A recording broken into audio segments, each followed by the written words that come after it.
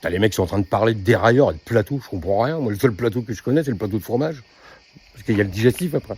Et voilà ce qui se passe quand on se balade par les petites routes de France. On rencontre des personnes, des passionnés, qui nous apprennent des trucs, même si on ne comprend pas tout.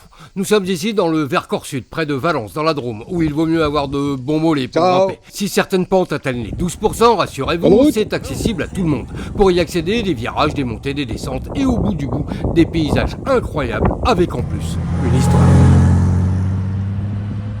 Et ce qu'il faut imaginer, c'est qu'ici, pendant la Deuxième Guerre mondiale, les Allemands veulent absolument prendre possession du Vercors. Et pour cela, ils vont le faire atterrir des dizaines et des dizaines de planeurs emmenant des hommes pour combattre les résistants. Une histoire qu'il serait d'ailleurs bien de préserver. Si le 8 mai 45, une armistice a été signée, c'est aussi parce que beaucoup ici se sont sacrifiés.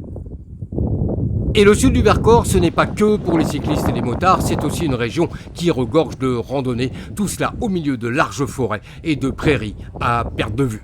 Et ce qui est étonnant cette année, c'est qu'il n'y a pas d'animaux dans les prairies. D'ordinaire, il y a des vaches, des moutons, des baies, des chèvres.